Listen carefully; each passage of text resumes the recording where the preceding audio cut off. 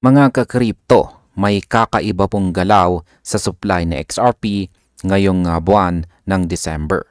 Sapagkat ayon po sa bagong Glassnode data, 1 billion XRP ang na-withdraw mula sa mga centralized exchanges sa loob lamang ng 3 linggo or 3 weeks.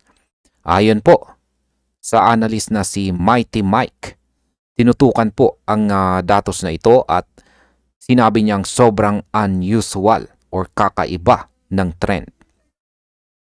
Ang mga malalaking holders ay lumipat ng kanilang XRP sa private wallets. Yan, or itinitransfer po nila ang kanilang mga XRP na holdings sa kanilang private wallets. Isa po itong kilos na kadalasang konektado sa long-term holding kaysa sa short-term trading. Noong simula po ng buwan ng November, nasa 3.5 billion XRP pa ang exchange balances. Pero bumagsak po ito ng mabilis. Halos maabot ang 1.5 billion XRP sa katapusan ng November. Kaya yan po ang siyang ating pag-uusapan sa video na ito. Ngayon ay ano nga ba ang sinasabi ni Mike tungkol sa mga withdrawals? Yan, para kay Mighty Mike dito, ang 1 billion XRP reduction sa 3 linggo ay hindi po basta market fluctuation. Ayon sa kanya, ipinapakita po nito na ang mga malalaking holders ay nag-iipon po at hindi nagbebenta.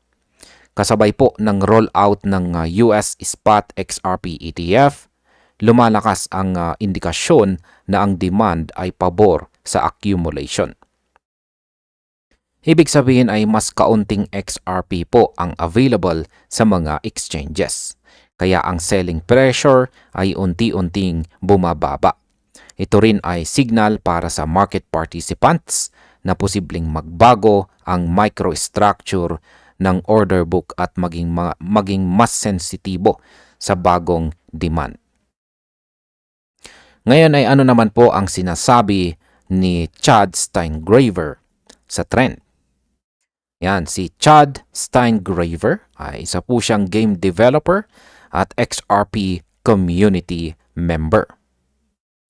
Ayan, napansin po niya na ang exchange reserves ay bumaba sa ilalim ng price trend line sa 1-year chart.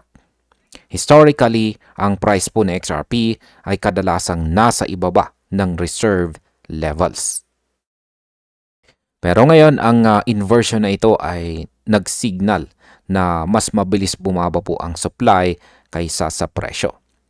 Kaya ayon po sa mga analyst, indikasyon ito ng heavy accumulation na karaniwang tanda ng long-term bullish sentiment. Hindi lang ito isolated data point, kundi ito po ay pattern na dapat po nating bantayan bilang mga traders at saka holders. Ngayon ay bakit po ba nag-uusap ang market tungkol sa potential supply shock? Ayan, dahil po sa mabilis na depletion ng exchange balances, marami pong analyst ang nagsasabi na posibleng pumasok si XRP sa phase ng restricted supply. Yan, ang argument po ni Mighty Mike ay ang sustained demand mula sa mga ETF at saka institutional investors ay pwede pong magpabilis ng trend na ito. Habang tumataas po ang pressure sa supply, tataas din ang market sensitivity sa presyo. Kung patuloy po ang withdrawal at saka accumulation, may posibilidad na magkaroon po ng short-term at saka mid-term bullish effect. Para po sa mga traders, ang signal na ito ay critical para sa strategy at saka risk management. Ngayon ay paano naman po nakatulong ang US Spot XRP ETF sa galaw ng token? Ayon po sa SoSo Value Data, 4 na US XRP ETF ay nakatanggap ng $944 million net inflows.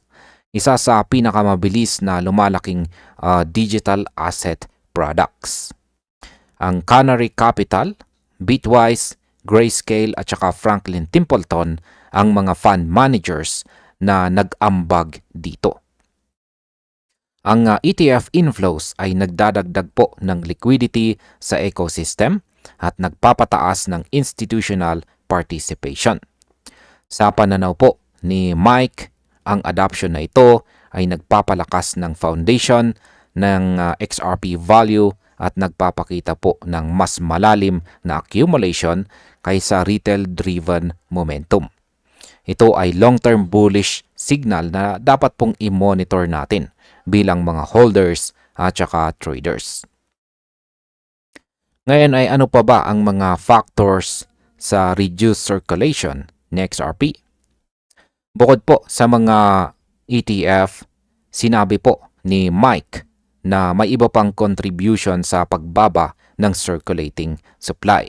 Kabilang po dito ang token burns, institutional acquisition trends, at utility ng asset sa real-world transactions.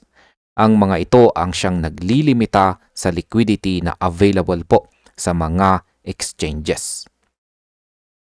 Kapag tumaas po ang demand, habang bumababa ang supply, mas sensitibo po ang presyo sa bagong buying pressure. Ang ECA co-founder na si Phil Cook at analyst na si Pampios ay nagbigay naman ng parehong pananaw. Ang decentralized finance at saka institutional adoption ay magpapabago daw sa availability ng XRP sa market. Ngayon ay paano po ba maapektuhan ang short-term at saka mid-term behavior ng XRP? Ayon po kay Mike, kapag patuloy ang withdrawal sa mga exchanges at aktibo ang real-world usage, posibleng hindi na bumaba pa sa XRP ng malaki. Ang pagbaba ng supply ay nagbabago po sa dynamics ng order book. Kahit wala pong immediate price spike, nagtatayo po ito ng foundation para sa potential rally. Kaya para po sa atin bilang mga traders at hodlers, dapat bantayan po natin ang mga ETF inflows, exchange balances, at saka on-chain accumulation patterns. Ang signal na ito ay nagbibigay po ng confidence na hindi lang speculative move ang token, kundi suporta sa fundamental adoption. At bilang panghuli ay ano naman ang aking masasabi tungkol dito? Ang galaw po ng 1 billion XRP withdrawal sa 3 linggo ay malakas na signal ng accumulation at saka supply tightening. Si Mighty Mike, Chad Steingraver at iba pang mga analyst ay nag-conclude na ang asset ay maaring magpakita ng mas bullish behavior sa midterm. Para po sa mga holders at saka traders, ang key takeaway ay obserbahan po natin ang liquidity, ETF inflows at saka institutional adoption.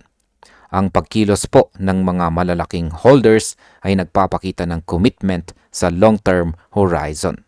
Kaya si XRP ngayon ay hindi lamang po basta token, kundi asset na may strategic accumulation at saka market significance. At ayan, hanggang dito na lamang po tayo sa video na ito mga ka-crypto. Maraming salamat sa panunood.